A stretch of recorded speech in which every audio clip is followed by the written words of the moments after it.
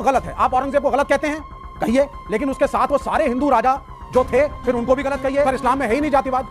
इस्लाम में कुरान के अंदर जातिवाद का वर्णन नहीं है।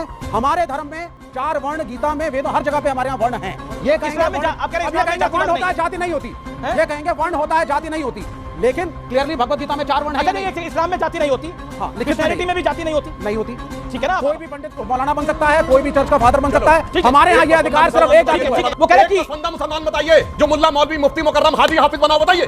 मैं बताता हूँ दर्जनों हमारे शेड्यूल कास्ट है, हमारी साथी निरंजन ज्योति शेड्यूल कास्ट भी है, महामंडलेश्वर भी है, मगर जब आरक्षण लेना होता है।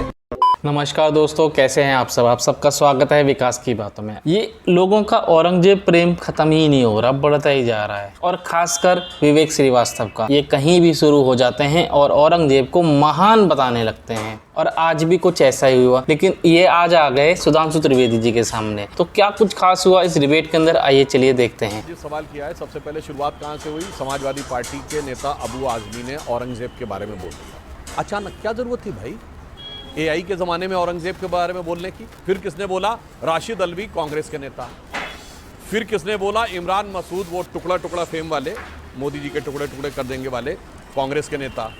फिर उसके बाद कांग्रेस के सांसद इमरान प्रतापगढ़ी, जो औरंगजेब की कब्र पे जाके मरसिया पढ़ के आए।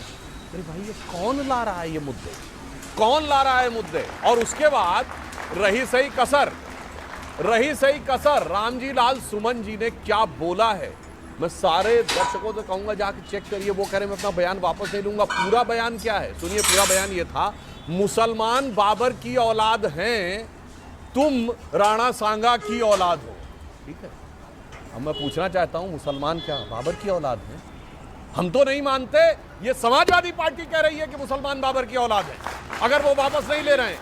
और मैं पूछना चाहता हूं, उसमें तुम किसके लिए है? तुम किसके लिए है? तुम हिंदुओं के लिए है? नहीं, तो काट छाट करके रखनी है ना, तो वहां पर तो एक रखना है। औरंगजेब से लेके बाबर तक कभी नहीं कहना है कि उसमें से कौन अशरफ था, कौन अजलफ था, कौन अफजल था, कौन शेख था, कौन सैयद था, कोई उसमें कोई बहना नहीं था, कोई अंसारी नहीं था, कोई गद्दी नहीं था, कोई घोसी नहीं था, मगर यहाँ पे आके लड़ाना है। और किस लिए? मुझे इसलिए इस बात पे दुख है, जो सभापति राज्यसभा कह रहे थे कि देश के जितने भी महान योद्धा हैं उनके साथ सम्मान का व्यवहार होना चाहिए। मैं सिर्फ कहना चाहूँगा, राणा संग्राम सिंह भारत की उस महान परंपरा के प्रतीक हैं जिनके लिए कहा गया है, तरुके पत्ते पत्ते पर अंकित राणा की अमर कहानी है, मिटी नहीं पर्वत पथ से चेतक की चरण निशानी है। सांगा के 80 घाव लगे, मरहम पट्टी थी आंखों पर, फिर भी उसकी 80 मतलब तलवार। सांगा के 80 घाव लगे, मरहम पट्टी थी आंखों पर, फिर भी उसकी 80 बिजली सी फिर गई छपाछप लाखों पर। अब भी करुणा की करुण कथा हम सबको याद जबानी है, राणा तू इसकी रक्षा कर, ये सिंहासन अभिमानी। विवेक देखिए, हिंदुओं में तो आप जाति में बांट देते हैं, दलित हो जाता है, महादलित हो जाता है, दलित में भी 2 हो जाते हैं, फिर उसके बाद ब्राह्मण, बनिया और ना जाने क्या क्या, ओबीसी सब करते हैं। मुसलमानों में तो नहीं गिना जाता ऐसा, गिनते हैं क्या? नहीं, देखिए मेरी बात सुनिए, अब ये मैटर्स को कॉम्प्लिकेट कर रहे हैं। अच्छा, पहली चीज़ तो ये बाबरनामा पढ़ लें, 500 से 600 के बीच में, या तो 560 या 590 पृष्ठ पे लिखा हुआ है कि राणा सांगा ने अपने एनवॉय को बाबर के पास भेजा था कि मिल करके हम युद्ध करेंगे लोदी के खिलाफ। और भी मैं कई टेक्स्ट कोट कर सकता हूँ, लेकिन राणा सांगा गद्दार नहीं कहे जा सकते, क्योंकि अगर आप एक राजा हो, आप अपने एलाइज बनाते हो। औरंगजेब की सेना के अंदर राजा जसवंत सिंह भी थे, राजा जय सिंह भी थे। शिवाजी की सेना के अंदर मुस्लिम सिपाही और सेनापति थे। तो ये कभी भी इस्लाम वर्सेस हिंदुइज्म की लड़ाई थी ही नहीं, राजाओं की लड़ाई थी, राजा आपस में लड़ते थे। और यहाँ तक कि जब औरंगजेब दारा शिकोह से लड़ने आया, दारा शिकोह के समर्थन में राजपूत सेना थी, औरंगजेब के समर्थन में मराठा लैंडलॉर्ड्स थे, वॉरलॉर्ड्स थे। ये है सच्चाई। तो इसको कम्युनल रंग जब ये देते हैं, कम्युनल रंग जब आप देते हैं तो वो गलत है। आप औरंगजेब को गलत कहते हैं, कहिए, लेकिन उसके साथ वो सारे हिंदू राजा जो थे फिर उनको भी गलत कहिए।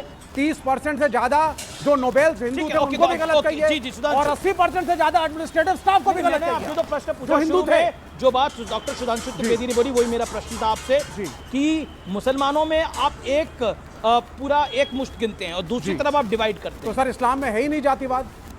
इस्लाम में कुरान के अंदर जातिवाद का वर्णन नहीं है। हमारे धर्म में 4 वर्ण गीता में, वेदों, हर जगह पे हमारे यहाँ वर्ण हैं। ये कहेंगे इस्लाम में वर्ण- आप कह रहे हैं अब ये इस्लाम में कहेंगे जातिवाद वर्ण होता नहीं है, जाति नहीं होती। हैं? ये कहेंगे वर्ण होता है, जाति नहीं होती। लेकिन क्लियरली भगवत गीता में 4 वर्ण है अच्छा या नहीं, नहीं? एक सेकंड, इस्लाम में जाति नहीं होती, हाँ, लिखित में क्रिश्चियनिटी नहीं, में भी जाति नहीं होती, नहीं होती।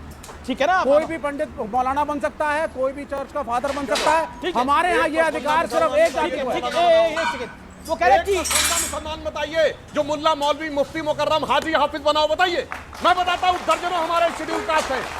हमारी साध्वी निरंजन ज्योति शेड्यूल कास्ट भी हैं, महामंडलेश्वर भी हैं हमारे, कम से कम। और आपको याद हो वो शनि वाले महाराज जी, वो भी शेड्यूल कास्ट थे और धार्मिक गुरु भी थे। एक नहीं दर्जनों हैं, क्या बात करते। और सुनिए, मगर जब आरक्षण लेना होता है तो बंगाल की सरकार ने 91 जातियों को ओबीसी में जोड़ा, उसमें 73 मुस्लिम। अब जाति आ जाती है, उसमें 73 मुस्लिम। और जब ओबीसी कमीशन ने यह जवाब पूछा कि इतने सारे मुस्लिम कैसे हो गए, तो जानते हो उन्होंने क्या जवाब दिया? नहीं, ये वो जातियां हैं जो कन्वर्ट होने से पहले भी वही थी, इसलिए वो वही, यानी कन्वर्ट होने के बाद भी जात वही रहेगी। तब पूछा गया कि इतना बड़ा कन्वर्जन कैसे हो गया, इस पे उन्होंने मौन धारण कर लिया बंगाल वालों ने। क्या बीजेपी ये कहना चाहती है कि जातिवाद देश की समस्या नहीं रही? क्या ये कहना चाहते हैं देश में अनटचेबिलिटी कभी थी ही नहीं? तो राणा सांगा को गाली देने से, उनको गद्दार कहने कोई से गद्दार नहीं कह रहा। जातिवाद खत्म हो रहा है? उन्होंने जिस- औरंगजेब की शान में कसीदे पढ़ने से क्या जातिवाद खत्म हो रहा है? औरंगजेब के एक साथ सेकंड, हिंदू राजपूत राजा भी थे। गौशाला को बदबूदार कहने से क्या जातिवाद खत्म हो नहीं, रहा नहीं, है? बदबूदार की बात नहीं बताइए। है। आप जब गाय कूड़ा खाती है सड़क पे, उसके लिए कोई नहीं ये अलग उतरता। डिबेट है, गाय कूड़ा खाती है, क्यों गलत डिबेट है? उसके लिए प्लास्टिक बंद होना उतरे चाहिए ना। और उसके लिए मुहिम चल रही 25 है। साल से ज्यादा एमसीडी में बीजेपी का ओके, शासन एक था। सेकंड। क्यों है गाय सड़क पे? दिल्ली के एमसीडी ले दिल्ली आया, के अंदर। कमाल की बात है। केरल में ओके, गाय एक सेकंड, मैं आता हूं आपके पास, राजकुमार भाटी। मोदी जी कह रहे हैं मेरा घर मुसलमानों के बीच में था, ईद पर हमारे घर मुसलमानों के घरों से खाना आता था, हमारे घर में खाना नहीं बनता था ईद के दिन। मोदी जी कह रहे हैं। योगी जी कह रहे हैं 100 मुसलमानों के बीच में भी अगर 50 हिंदू रहते हो तो वो सुरक्षित नहीं है। अब मुझे सुधांशु भाई ये बता दें, मोदी जी का बयान सही है कि मुसलमानों के घर से उनके घर ईद पे खाना आता था, उनका चूल्हा ही नहीं जलता था, मुसलमानों के बीच में वो सुरक्षित थे, कोई खतरा नहीं था? ओके, सुधांशु या जी। योगी जी सही कह रहे हैं कि हिंदू सुरक्षित नहीं है? बहुत अच्छा इन्होंने सवाल किया, बहुत अच्छा सवाल किया। मैं बिल्कुल जवाब देता हूँ। जब मोदी जी बच्चे थे तो तब तक मुसलमानों को इतना सर पे नहीं चढ़ाया था। ओहो, और वो तब तक के नहीं था। जैसा कि आपने सुना, विवेक श्रीवास्तव जैसे लोग हर जगह हर मंच पर जाकर हिंदू धर्म को बदनाम करने का एक भी मौका नहीं छोड़ना चाहते हैं और ना ही छोड़ते हैं। इसीलिए तो हिंदू धर्म में ये है, जातिवाद है, ये है, वो है, और उसके बाद औरंगजेब का गुणगान करने से कभी पीछे नहीं हटता है, जैसा कि अभी भी कर रहा था। औरंगजेब का नाम लेकर ही ये लोग उठता बैठता है। इसी बात पर सुधांशु त्रिवेदी जैसे लोगों से अपनी हर बार बेइज्जती भी कराता है। यही इलेक्शन रहा तो भी बेइज्जती ही करा रहा है, आगे मार भी खाएगा। खैर, आपको अगर थोड़ा सा वीडियो अच्छा लगा तो वीडियो को लाइक कर दीजिए और ऐसे ही वीडियोज़ के लिए आप हमारे चैनल को सब्सक्राइब जरूर कर लीजिएगा। हम मिलते हैं बहुत जल्द किसी और वीडियो में। आपने वीडियो देखी, आपको वीडियो कैसी लगी कमेंट में ज़रूर बताएं। अगर आप मेरे चैनल पर नए आए हैं तो इसे सब्सक्राइब कर लेना और बेल आइकन क्लिक कर देना। और मिलते हैं आपसे नेक्स्ट वीडियो में, तब तक के लिए जय हिंद, जय भारत।